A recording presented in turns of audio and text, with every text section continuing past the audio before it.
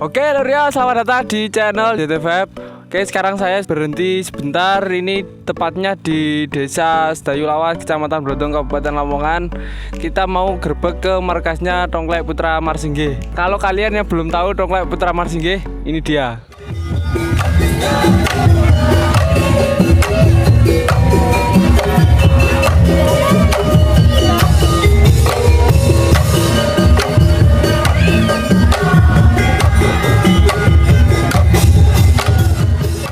Oke, gak usah berlama-lama di sini, langsung aja kita ke markasnya Tongklek Putra Marsinggih. Tapi sebelum ke sana jangan lupa di like, komen, dan subscribe. Oke lur ya, sekarang saya sudah bersama dengan pengurus dan pemainnya ini dari Tongklek Putra Marsinggih. Kalau boleh tahu namanya siapa mas? Saya Anang. Saya Faiz. Saya Wanda. Untuk pertanyaan yang pertama, bagaimana sejarah awal berdirinya Tongklek Putra Marsinggih mas? Sejarah berdirinya Tongklek Marsinggih itu sebenarnya dari nama musola. Dari nama musola Al Marsinggih. Dulunya itu Tongklek Musola Al Marsinggih, jadi ada musolanya. Terus kok sama warga setempat kok nggak enak kalau ada musolanya. Jadi kami memutuskan untuk menambahi nama Laras. Entah itu kami dulu nggak ngerti Laras, pokoknya Laras ngono ae. Laras Marsinggih. Terus Tongklek sendiri itu kan tadi kan nama Marsinggih kan dari pemilik musolanya, sesepuh dari kampung situ. Dulu itu kan emang terkenal Wak Singgih namanya. Wak Singgih wonge gede dhuwur ngono Mas. Wak Singgih itu terus dia itu wong gede sang kampung itu. Dulu katanya itu belum ada TV, dia itu sudah punya TV. Kayak gitu. Terus sama anaknya Pak Singgih. Lah itu pas di depan rumah ada tanggane itu nanggap tongklek. Entah tongklek dari mana kok lupa Mas. Dia itu jalan lewat depan rumah. Itu sama aku, jandeman. Rumahnya kan sebelah rumahku tuh Mas, yang di Sedayu itu. Enggak anaknya. Anaknya. Pak kalau Pak Singgih enggak ada lama Mas. Terus dia ngomong kok enak ya iku apa ngono. Akhirnya kan tak tanya sama yang nanggap tongklek itu kan. Itu tongklek teko Tuban katanya gitu. Terus ayo gawe jarene anak iku. Monggo ngakon. Terus akhirnya yang temen itu Mas, temanku kan anaknya bapak itu kan nyali informasi di Tuban. Iki gawene nang ndi. Akhirnya ketemu di Ngelodok itu, di Johnson. Ya, ketemu di Johnson akhirnya kita sepakat pesen satu set. Dulu itu satu set cuma gambang 1, kenong 2, simbal 1, terus sama gendung 1 itu. Itu satu set. Untuk nama Putra Marsinggih ini apakah ada makna tersendiri atau kelihatannya bagus terus dipakai mas? Sebenarnya dulu itu Laras Marsinggih Mas. Dulu itu Laras Marsinggih. Terus pas Putra Marsinggih ini kami bikin pas di lomba ngesong kemarin, tahun kemarin kalau nggak salah, lomba ngesong itu. Rencananya itu kan tak pakai untuk juniornya Marsinggih. Dan ada pemain juniornya Marsinggih juga untuk regenerasi. Jadi untuk Putra Marsinggih ini rencananya untuk junior Marsinggih. Dan untuk saat ini kami tetap memakai nama Laras Marsinggih. Untuk pertama kali lomba ini Putra Marsinggih di mana mas? Pertama kali lomba kami mengikutinya di Pantai Kelapa. Event pertama kali. Jadi kan sebelumnya kami nggak pernah ikut. Dari lomba di Pantai Kelapa itu ke belakangnya kan 6 sampai 7 bulan itu Mas. Kalau nggak salah loh. Dari sejak kami main tongklekan biasa itu kan terus dulu itu pernah ada masalah sedikit tentang personil kami yang biasa kan namanya satu grup kan mesti ada masalah Mas ya. Jadi hampir semua personil itu keluar dari Marsinggih, cuma tinggal 3 aja. Tiga teman. Terus akhirnya saya nyari teman, kebetulan teman-teman ini kan teman-temanku drum band. Dulu itu kan sebenarnya anak teman-teman Marsinggih ini kan alumninya drum band. Drum band SMP dan sampai sekarang saya juga masih ikut drum band, bahkan ngajar drum band. Jadi yang teman-teman ini saya panggilin semua, tak tawarin, ayo tongklean gitu kan. Akhirnya kok alhamdulillahnya kok mereka mau. Soalnya kan penasaran tuh sama tongklek itu. Lah pas kebetulan ada event di PKS di Pantai Kelapa itu, eventnya PKS. Jadi itu pertama kali kami ngikut lomba. Dan alhamdulillahnya kami dikasih juara 2 sama itu. Soal kan pertama kali ngikut lomba panggung itu kalau nggak salah. Lah itu kan gimana ya Mas? Pas apa ya lomba itu Mas? Kita semua itu nggak pernah nggak pengalaman lah lomba kayak gimana. Bahkan kalau nggak salah pas final itu ya, kita nggak pas latihan nih guru kayak cocok atau apa itu loh. Oh iya. Jadi pas final itu Mas, kan hari pertama kan kita lolos. Lah hari kedua, kalau pengalaman saya pribadi setiap lomba itu kan kalau dari drum band sih, kalau kita lolos dari tingkatan pertama untuk tingkatan kedua itu kalau saya nggak salah itu harus ngerubah. Entah itu ngerubah aransemen atau itu ngerubah lagu. Itu pengalaman saya dari lomba. Terus saya rubah itu kan. Satu malam saya rubah Mas. Saya godok semua anak teman-teman ini. Mulai dari yang patrol sampai yang musik saya godok semua. Itu saya ngerubah semua. Saya ngerubah lagu. Kalau bisa dicek di YouTube-nya itu lagunya beda Mas. Mulai dari yang pertama sama yang kedua. Dan itu sampai metok di hari final itu. Kita kan pas di sana itu Mas. Belum siap. Akhirnya kalau nggak salah kita nomor ke-4 kalau nggak ke-3 gitu, kalau nggak ke-2 terakhir. Dua terakhir. Sebelum itu Mas kita jauh ke utara sampai api laut. Di sana itu latihan, tapi kita latihannya nggak pakai alat. Bisa dikatakan latihan cocot Mas. Dem gitu. Sampai lagu-lagunya kan sampai cocot ya. Pokoknya pakai mulut gitu latihannya. Soalnya kan nggak boleh kalau kita pakai alat kan ganggu sama peserta lainnya toh kayak gitu.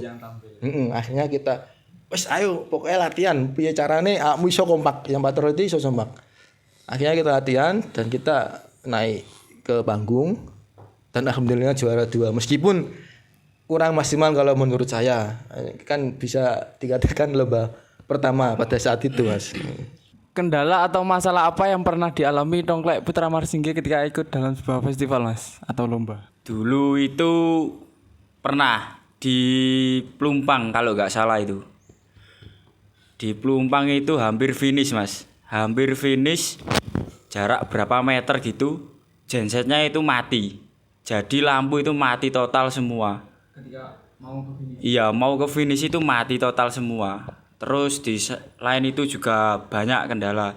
Terkadang itu ya gensetnya itu mogok pas di mana gitu udah mau start ternyata mati lagi. Mati juga. Akhirnya ya mundur sampai ke peserta paling akhir. Ya mungkin kalau saya itu, mungkin ada tambahan dari Mas Anang. Iya yang kalau saya lebih tegasin lagi ke yang finish itu Mas. Entah faktor apa Mas, saya nggak ngerti itu Mas. Padahal awalnya itu lancar, lah pas mau finish itu kok mati jerat Mas. Mati jerat, semua mati. Sampai yang nyurung itu katanya kok wabut nyurung teronton jari ini. Kadang kan gitu kan mitos ta Mas ya. Katanya kok jari ini digendoli apa kan. Wes gak apa-apa wes ayo mlaku ngono kan. Akhirnya saya mlaku kayak tinggal finish tok toh itu. Akhirnya ya mlaku wes sampai finish dengan kondisi mati. Nah itu. Terus untuk yang lainnya mungkin kayak personil juga kadang mogok, kadang nggak mau ini, kadang misalnya sticknya elek, kadang kan mau sini. Kayak gitu terus kadang yang cewek kan sering sindrom tampil gitu kan. Mesti kalau mau tampil kalau nggak sirai ngeluh, agak awake lemes mungkin kayak gitu. Itu cewek pasti. Jadi official sama yang tua-tua dari pemain menenangkan mereka dulu. Soalnya resiko kalau cewek sampai ada apa-apa di jalan kan repot lah Mas. Cewek lagian juga kan masih belum bisa dikatakan dewasa kayak gitu kan. Jadi mereka itu masih perlu bimbingan atau masih perlu perlindungan dari kita-kita yang sudah tua kayak gitu Mas. Dari perlombaan yang pernah diikuti nih Mas, untuk Putra Marsinggi ini perlombaan di manakah yang paling mengesankan? Perlombaan yang paling mengesankan yaitu pada saat di Bojonegoro. Kalau nggak salah 2 tahun atau 2 tahun yang lalu kalau nggak salah. Itu kita lomba yang kedua atau yang ketiga itu ya. Kedua ya. Lomba jalan. Kita pertama kali nganyari background Mas. Nganyari kereta pada saat itu katakan. Belum jadi wis ayo melu kan. akhirnya melu. Pas lomba itu di tengah perjalanan hujan deres, hujan deres pol. Akhirnya kan kita bingung sampai finish. Bahkan finish itu kan ada show terakhir atau persembahan terakhir itu kan itu sama hujan-hujan mas. Sama hujan itu kalau nggak salah rombongan pada saat itu, dan kita alhamdulillah dapat juara 3. Lah berkesannya itu peserta itu kan ada yang dari Bojonegoro, kalau nggak salah namanya itu Nyularas Anom. Mereka itu bisa dikatakan sangat baik sama kita mas. Jadi mereka yang nampung kita pada saat hujan itu, soalnya kita itu kebingungan ini ada ceweknya, terus gimana lek iki ana apa-apa teko omah apa gak diomengi wong tuane kan gitu kan. Terus akhirnya mereka datang, ayo ning nggonku sik di base camp Nyularas Anom. Itu dendok wures mas. Akhirnya digawa nang base camp Nyularas Anom itu di ngampel enggak salah yo, di ngampel. Kita semua pemain cewek sampai supir truk sampai official itu nginep di Laras Anom itu. Sampai nginep pagi, kondisi basah piyup semua enggak punya salin. Akhirnya dia semua nilai atau minjemi kaos-kaos itu untuk kita pulang. Saya sangat berterima kasih sama Pak Boim sama Mas Bayu Nyularas Anom sudah mau menampung kita pada saat itu. Kalau nggak ada Pak Boim sama Pak Mas Bayu ya mungkin katuan kabeh Joko mah ya diomongi wong tuane mungkin. Mungkin itu yang berkesan bagi kami pada saat lomba Bojonegoro. Mungkin ada tambahan Mas Faiz? Iya, pada saat itu juga ada ya banyak hal lucu mas. Pada saat itu ya pas jalan itu kan di tengah sawah, yang dorong di depan itu ditinggal ke belakang. Akhirnya keretanya itu mau masuk sawah, hampir aja masuk sawah. Ya akhirnya di stop itu sama anak-anak, ditarik ke belakang. Habis itu sampai finish hujan deres, udah selesai, kan dapat konsumsi itu pas itu ya Pak yo. Saya mau ngambil konsumsi niku kepleset. Tiba nduk kono Mas. Dadine nggih guyonan wong akeh Mas. Makanya iku bisa dikatakan lomba paling berkesan lek jariku yo. Pertama udan pisan. Nah, Kemana mengarahnya uang ketika Dongklek Putra Marsinggi ini habis job-job atau menang lomba itu mengarahnya uangnya kemana mas? Kalau uang ini saya lihat dari besar uangnya atau besar tanggapannya atau besar hadiah dari lomba itu. Kalau kok misalnya kita mumpuni untuk bagi sesama pemain kita bagi, tapi saya lebih tegaskan untuk masuk ke kas. Karena apa? Kebutuhan internal dari Dongklek itu sangat banyak, apalagi kalau mau lomba, belum lagi maintenance atau perbaikan alat, belum lagi yang cewek-cewek. Jadi kalau misalnya kok jobnya besar, kita bagi 2, setengah masuk kas, setengah kita bagiin. Dan kas itu sendiri alhamdulillahnya sudah bermanfaat dan kita udah bisa menikmati itu kas itu. Entah itu kita bikin kostum baru, sekarang alhamdulillah udah bisa bikin kostum lagi dan bisa membelikan perlengkapan yang cewek yang lainnya. Semisal teman-teman di luar sana mau mengundang Dongklek Putra Marsinggi ini bisa menghubungi siapa mas? Call center atau kontak person bisa langsung ke IG-nya kami Putra Marsinggi atau YouTube kami Putra Marsinggi, atau bisa langsung ke saya, Facebook saya Anang Agustiansah, atau bisa langsung ke basecamp kami yang ada di Sedayu Lawas, Gang Singgih atau Gang Kamboja. Mas. Nomornya ada di bawah ini. Ini nomornya mas. Berapa sih jumlah seluruh pemain di Dongklek Putra Marsinggi ini? Kalau pemusik itu ada sekitar 10-12 pemain musik. Kalau untuk ceweknya ada 5. Officialnya kalau nggak salah itu kondisional mas, officialnya. Jadi kalau siapa aja yang mau ya ayo tak aja official, paling sekitar butuh 4 atau 5 untuk perbaikan, misalnya yang paham lampu atau yang mungkin tenaga dorong kalau misalnya kita lomba jalan kan seperti itu mas. Jadi official sekitar 4 sampai 5, terus ceweknya 5, kalau pemusiknya 10 sampai 12. Apa sih yang menjadi ciri khas di Dongklek Putra Marsinggi ini? Ciri khas kalau saya lihat itu sama yang tetangga bilang itu karenanya ceweknya itu Mas. Jadi ciri khas dari Marsinggih itu ceweknya. Sebenarnya dulu itu ada sedikit masalah cewek ini Mas. Sebelum saya sudah bikin tongklek ini ada ceweknya itu banyak sekali yang kontra. Dikatakan tongklek kok cewek, tongklek kok nari. Dikatakan itu, tapi kami enggak bermasalahkan seperti itu Mas. Kita cuma fokus sama tongklek itu toh. Cewek itu tadi kan sudah bisa dikatakan memenuhi syarat perlombaan tongklek itu Mas. Dia kan mau bawa kentongan. Dia kan mau gerak sama bawa kentongan. Jadi tidak pure, tidak murni joget di jalan. Jadi ada koreografinya, ada teknik mukul kentongannya. Jadi apa ya, kalau saya menilai, kalau saya menampung itu enggak begitu mempersalahkan sih Mas. Toh mereka juga punya hak sendiri untuk menilai kami. Mereka juga punya jadi kami cuma fokus, ayo wis jalan, enggak usah ngurusin mereka. Kalau kita ngurusin mereka, kita bakalan drop dan enggak bisa berkembang. Fokus aja, toh nanti juga mesti ada baiknya. Entah itu kapanpun mesti ada baiknya. Cewek itu kan ya gitu Mas. Dikonoi tonggo-tonggone, dikonoi ku kok akmu gelem joget nek dalan-dalan ngono.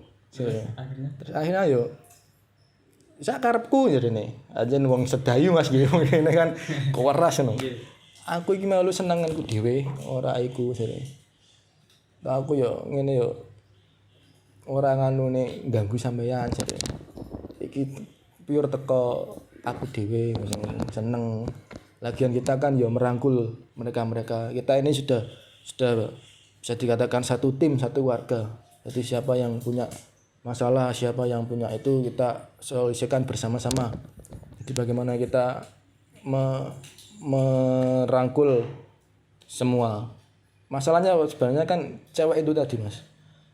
Ciri khasnya ya di cewek, masalahnya ya di cewek gitu Mas. Jadi dulu itu kan ya ada.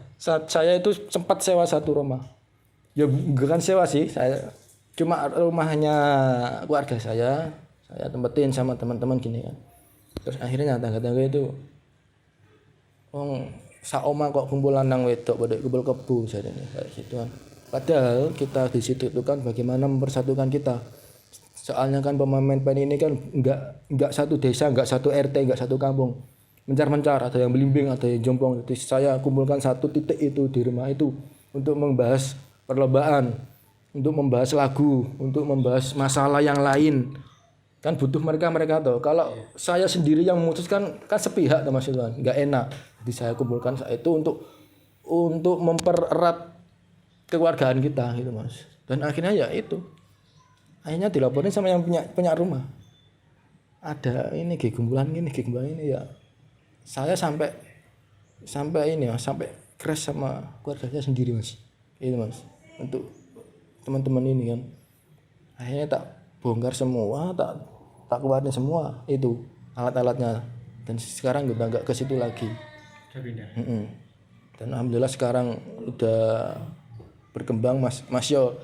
Basecamp kita itu pencar-pencar, basecampnya di sini, alatnya di sini, backgroundnya di sini. Untuk sekarang saat ini Mas. Jadi enggak ngumpul jadi satu, pencar-pencar semua. Jadi ya tinggal teman-teman menyikapinya kayak gimana. Yang penting kita fokus untuk tetap jalan. Nantinya kita juga akan memetik buahnya sendiri loh, kayak gitu. Jadi Mas, ciri khasnya dari kami itu adalah cewek, sama yang kedua itu musik kami katanya itu cepet Mas. Mainnya itu cepet musik kami itu. Temponya itu cepet. Jadi ya emang gimana ya, emang kayak gitu main kita Mas. Jadi kalaupun main ya kayak gitu Mas. Gak bisa jelasin lah. Ambu sodok drum band nek jarene wong-wong iki Mas. Ya. Jare kanca-kanca niku. Nah, soalnya nggih iku mau basike awak dhewe emange yo teko drum band. Dadi yo saiki akeh paling gak ana part-part sing mirip-mirip drum band. Jadi kadang kok lagune ono kok drum band ngono. Pancen gimana ya? Sebelumnya tongklek kan ini teman-teman kan yo mikir drum band. Bahkan dia itu pemegang perkusi kalau enggak salah, perkusi semua. Kalau saya alat tiup, saya trompet. Pada saat drum band itu. Jadi notasi sama itu ya mungkin bisa dikembangin ke tongklek itu. Kalau di Tongklek Putra Marsinggi ini kan ada ceweknya ya Mas? Itu pertama kali itu bisa ada ceweknya gimana Mas? Untuk cewek dulu kan saya ngajaknya cuma 1 orang.